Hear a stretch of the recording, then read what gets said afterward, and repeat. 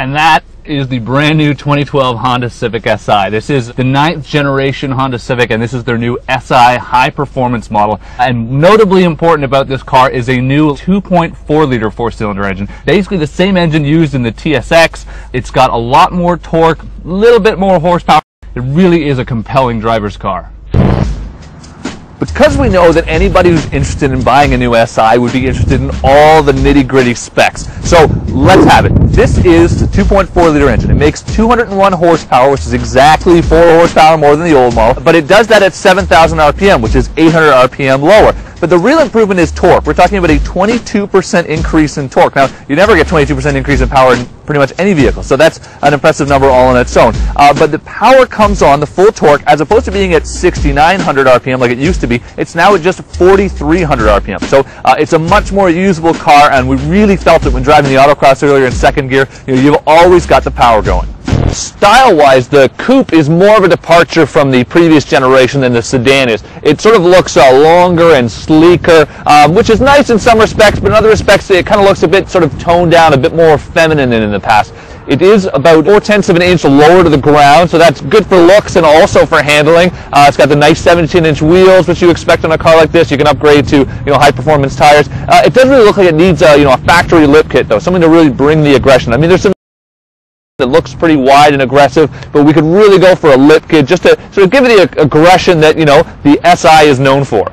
As we experienced on the autocross and driving around on the regular street, the car is a hoot to drive. Honda beefed up some other components. We're talking about some things like front sway bars are 1 millimeter thicker, and the rear sway bar is actually 4 millimeters thicker. And that really helps to deliver the sort of lift throttle oversteer that front-wheel drive cars really need. Like previous generation cars, it also comes with a good old-fashioned mechanical limited slip differential. We really find when driving this car, even with the traction control on, it really, it doesn't come on very often, because the system does such a good job of distributing power to the appropriate wheel that you just don't feel it kick in all that often.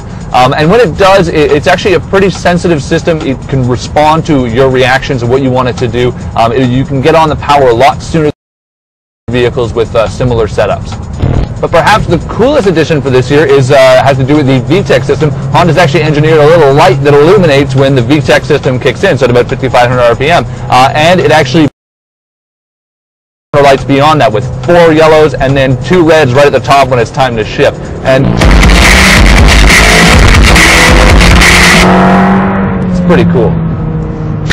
As much fun as the Si is, it's not perfect. And, there are a couple of problems. We already talked about how the style can maybe use to be a bit more aggressive to really match the car's character, especially its target audience, which is going to be young males and always has been. Along with that, we could always use more horsepower. I mean, the increases they gave the car, the torque is great, but even just for bragging rights, we'd like, 220, maybe 230 horsepower. That would really sort of get people going.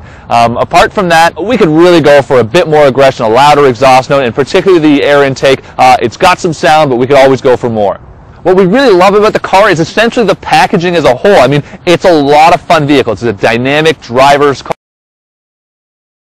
The brakes are good. The suspension's really nice. It actually isn't harsh at all like a lot of some tuner cars you find on the market. You can add into that whole handling aspect, the limited slip differential. We really like it, and we like that Honda's stuck with the differential that just has a great feeling, and you really kind of know what you're doing behind the wheel. On top of that, we can be pretty sure that while some people are, especially the tuners, will be upset with the lack of horsepower, they're hoping for more, that they will actually love tuning this car, because it will really pick up on power adders that a lot of guys buying this car will add. The 2.4 liter engine, a lot of other cars, has already been exploited. Gains are really easy to make compared to some of the previous Honda engines, so tuners will get a lot of fun out of this package.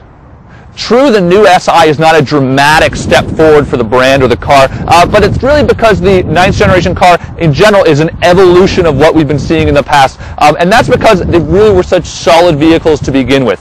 When it comes to a vehicle like the Si, there aren't a lot of competitors left in the segment, and it's not clear if that's from lack of demand or just because cars this good scared people off from really trying to compete at that level. But if you love driving a car that just reacts to your inputs and does what you tell it, you'll find few more rewarding rides than the Civic Si.